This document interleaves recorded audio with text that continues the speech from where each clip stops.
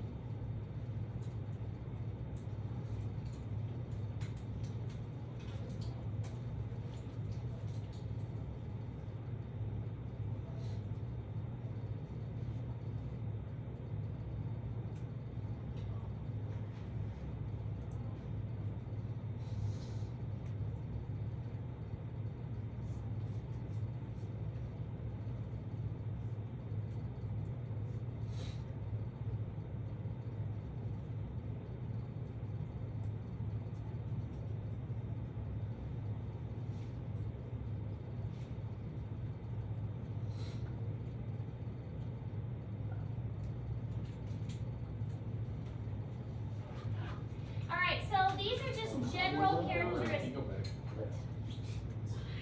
We're not supervisors, Miss Ayers. Wait, the star also means this isn't Google Classroom. But it doesn't mean I'm gonna look at it.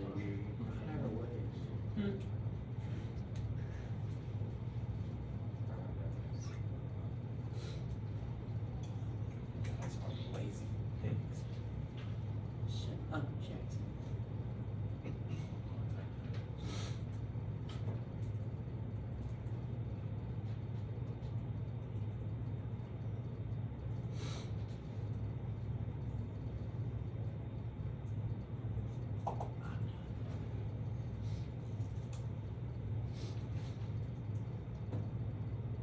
All right, so characteristics of amphibians in general. Now, obviously, the different classes are, different orders are going to have a little bit of a different variations to them, but this kind is overall, this is what you can expect with amphibians.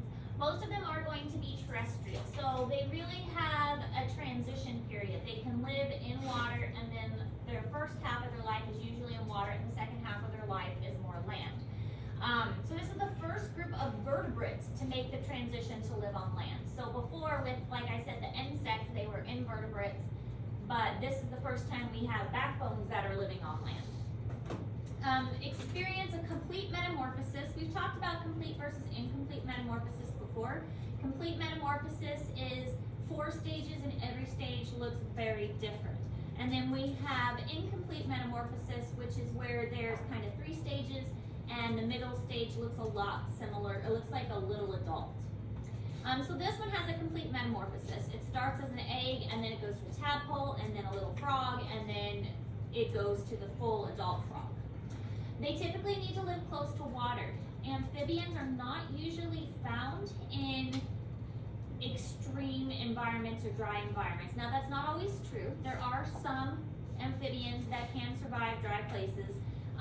For instance, toads are a good example. When I lived in Kansas, that was about the only amphibian we had there. Every now and then we found a salamander, but the toads there are quite a few of those.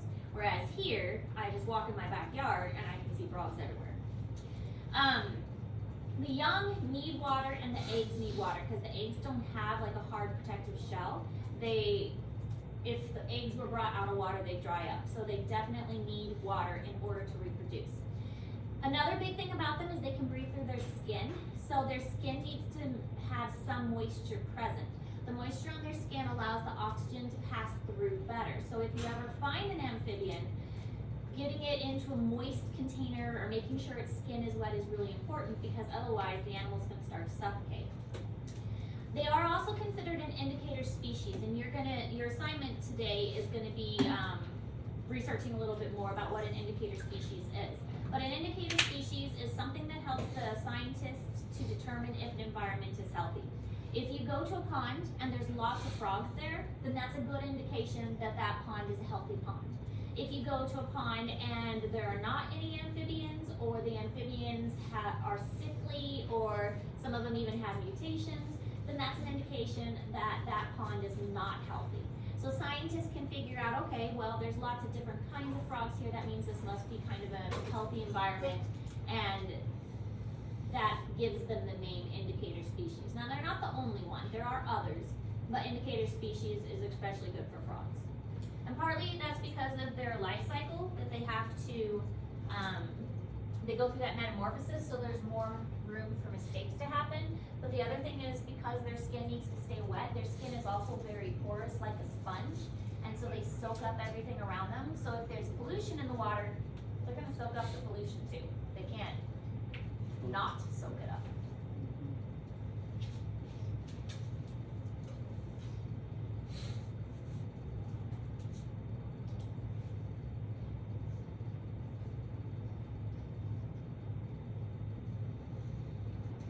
Alright, so this guy, Ichthyostega, is a fossil of the first amphibian that transitioned onto land. So this is what it looks like. You can see it has a lot of characteristics of what kind of a fish would look like. The legs are short and stumpy like fins would be. Even has kind of some fin-like looking things on its back. So this, and almost like a fin tail as well. Here would be like where an operculum would be. But you can see that there's a lot of similarities between a fish and a amphibian. And so that's why this fossil Ichthyostega is believed to be the first one to transition onto land. Now, a couple other things about amphibians, especially their skin. Their skin is super important. Again, with the moisture, it needs to be wet and moist, which is why even when they're adults, they're going to live next to water, or at least in an environment that has moisture present. They are good for defense. Some of them will have poison in their skin. Think of like a poison dart frog, or even toads like this. This has got a little gland behind its eye, and that's a poison gland, which we'll talk about later. But they use those poison glands for defense. Their skin is bacterial resistant. There is a lot of research into amphibian skin and the mucus that they produce, and some indications that the sliminess of their skin can be used for like medicines and things. And of course, maintaining that wet skin helps them to absorb that oxygen. Chromatophores are pigment cells. Some amphibians are camouflage. Some of them are very brightly colored. I mean, if you've ever seen a poison dart frog, they're in blues and purples and reds and all kinds of bright colors because they don't need to camouflage. They have toxin. They don't mind showing off that they've got toxin, so they have bright colors. And then the gland that we were just talking about on the toad is called a parotid gland. It's this big kind of shape right behind their eye, and that has a lot of poison in it, which makes them toxic to other animals. If you've ever had a dog that's tried to pick up a toad, that toxin will get in the mouth and the dog will drop it. Yeah.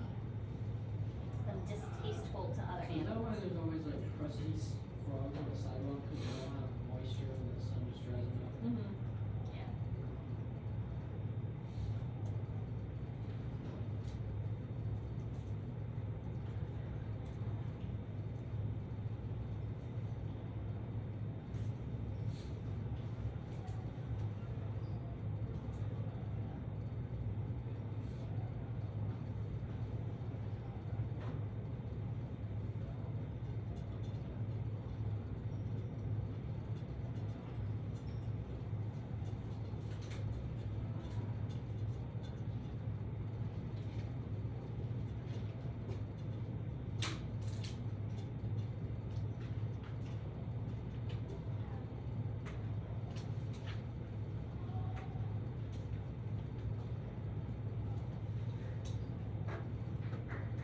Alright, this is showing the skin of an amphibian.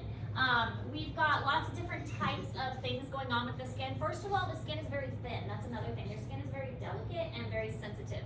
The skin is not very thick at all. Part of the reason it's so thin is because that oxygen does have to get inside them, and so it doesn't want a very big barrier for them to cross, which also means it's very easy for a frog to damage their skin. So we've got mucus glands that are in the skin, and we've got poison glands that lead up to the surface. And we also have some pigmentation, which is these little dots that you see here. So here's some mucus glands. These big ones are the poison glands, and then those little dots are adding the coloration. Other things that they use is bright warning coloration. We already mentioned that. And some of them use camouflage. Pretty much all the ones we have around here are camouflage. Really, the poison dart frogs are only found in like rainforest areas, so you're not gonna find them, or I mean, they sell some in pet stores too. But warning coloration is definitely something that poison dart frogs would do because they have toxins, so why do they need to hide? Urinating when you pick them up. If you've ever tried to catch like a bullfrog or a big toad or something, as soon as you pick it up, it's probably gonna try and pee all over you. And that's a defense mechanism, because when you get peed on, a lot of animals and people, the first thing they're gonna do is drop it. And so it's a good chance for the animal to get away. What? It does work. And it's pretty easy for them to do. Puffing up the body is another thing that they will do. If like a snake is trying to eat them, they will puff up their body and make it more difficult for the snake to eat them. Also, if they just see another animal that looks like a predator, anytime in the animal kingdom you can make yourself look bigger, that's usually a sign that you don't want to be eaten. You're scary. So is it true if a frog pees on your hand it gives you warts? You don't get warts from frogs. Warts are virus. And so you can spread them to other people because it spreads like a virus. But warts from frogs is false. And toads. I mean, mostly it's the toads that people think because they have the funky skin. But that's not true. They're annoying. But again, it's like, there's removers and stuff that take care of it. And it's a virus.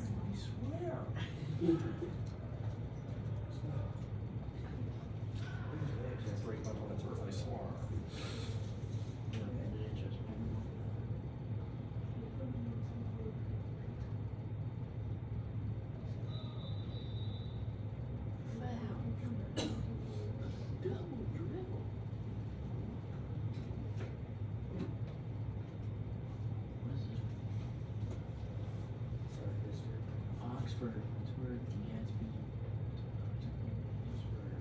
Oh, speaking of Alright, so here's some examples of different colors in frogs. You can see there's a lot of bright coloration. All of these are poison dart frogs. You can tell which ones are kind of a similar species. So like this one and this one would be a similar species. That one, that one. But they have a wide variety of colors: oranges, reds, purples, blues, yellows, anything bright like that. All right, so some other things is that eggs lack a hard shell. This is why they are required to stay near water. They have to lay their eggs in water. And if it's not in water, or if the pond dries up or something because of a drought, then the eggs aren't going to survive. They also do something called amplexus. This is really kind of weird. Amplexus is where the male frog gets on top of the female and kind of hugs her. And they have external fertilization, so the eggs and the sperm are both released into the water. But during amplexus, it's more likely for that male frog to fertilize that particular female's eggs. So it's just kind of a way for the male to make sure that it is his sperm that is actually fertilizing the eggs on the outside. Frog calls are unique for each species. We are going to learn frog calls. That is one of our things that we're going to do for this unit, and then we're going to have a frog call quiz to practice identifying them. There are a lot of frogs in this area because we are so close to the river, because we do have so much water. You can go outside in the summertime and hear a lot of different frog calls. So just like birds, frog calls are unique to their species, and you can stand outside and identify what frogs are nearby just by listening to their calls. Some amphibians take care of their young. There's some really weird frogs. The gastric brooding frog, which is now considered extinct, it would actually swallow its young and its eggs, and the eggs would hatch inside, kind of like the fish we talked about that did that. And the eggs would hatch inside, and then it would hold on to the baby frogs inside for a while. Suriname toad. Now that one is strange, and it is still around, although it is pretty rare. The Suriname toad will have when it lays its eggs, it has its skin on its back gets very soft and squishy, and then it will swim underneath the fertilized eggs, and the eggs get embedded in the female's back. And they actually develop in little holes on her back, and you can see the little tadpoles swimming around in these little holes on its back. It's so weird. Is We should look that up on YouTube. poisonous poison dart frog, like, is it poisonous to us, or is it Depending on the frog, yes. There are some poison dart frogs that are very toxic to people, and also people that are native to that region will actually take like their arrowheads that they make and rub them on the back of frogs and use that for hunting. So yes, there are some that are very toxic to people. The ones that you see in pet stores, obviously those aren't that bad. Yeah. So, I didn't know if it was one of those that are toxic to animals, which just make us safe for them. it depends on the species, but there are some that are really bad for us.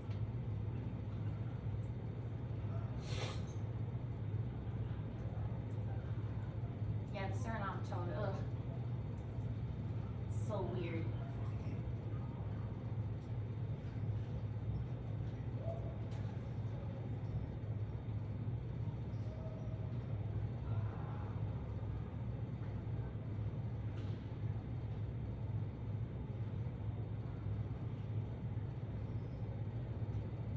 The Sicilian, we'll talk about that later. Sicilian, the young actually eat the skin off the leather.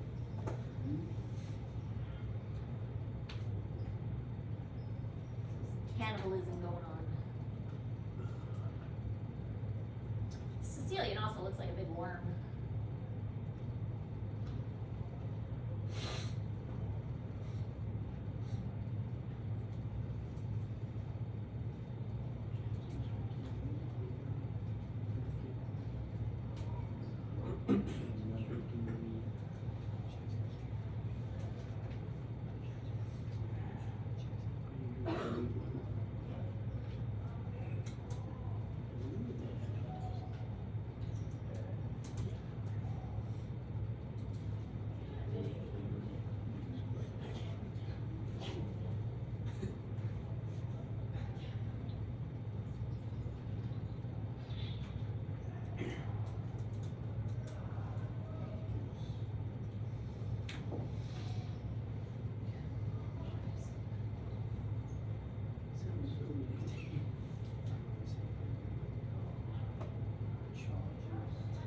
Alright, so this is an example of what amplexus looks like. So the female's on the bottom, the male's on the top, and he kind of grabs her behind her arms. Again, that's to make sure that when she lays her eggs into the water, that it's his sperm that's going to fertilize them. So again, external fertilization. This is a picture of the metamorphosis process. So it starts as an egg, goes to a tadpole. Gradually, the tail starts to go away and the legs start to form. And then eventually the tail is going to go away and you have a fully adult frog. Now, there's a lot of room for mistakes here. So if there's pollution in the water, it is really common to have a toad that has like 4 legs on the back and then 2 legs on the front or something like that. Or, you know, maybe their tail didn't divide the right way or whatever. There's usually a lot of ways if there's pollution present for the frog to be affected. Here's the Suriname toad. Isn't that weird? So this is the mother with all the eggs on the back, and in each one of these is, so you can see a little frog head sticking out there. Isn't that cool? No. And so each one of these little pockets is a little frog in its skin. And you can watch videos and actually see them moving inside. Why would you want to do that? She's so excited. If you haven't figured it out, I love sharing the interesting parts of nature with you guys. Weird. I know, but Can we it's just go to the cool. next side? I don't like looking at it. Because this is what, I mean, yeah, amphibians are cool, but there's some that are really cool. Reminds me of a normal- Very different. And I also love grossing you guys out. This is an example of the gastric brooding frog that again is now considered extinct. There's lots of animals now that they think are extinct but were actually just hiding in the rainforest. So as I mentioned before, new species are always being discovered, and some species that were thought to be extinct are getting rediscovered. So we think it's extinct now, but maybe it's just hiding in the rainforest somewhere. But the young develop in like a specialized stomach portion, and then you can see the baby frog inside its mouth there. All right, so that's all we're going to cover today. We do have a new assignment, and your new assignment is in Google Classroom. We're going to write a paper about indicator species. I know you guys are always excited to write papers for me. It's not a very long paper, but you need to do some research on indicator species, learn about them, tell me why they're important, give examples other than amphibians, things like that. All the instructions are in Google Classroom. Due Friday by 4. Whatever this deal is. Keeping in mind, we probably won't be in school Wednesday. So, if the weather doesn't change. And depending on how bad it is, maybe on Thursday. But this is still going to be due Friday at 4, so that means use your class time wisely. I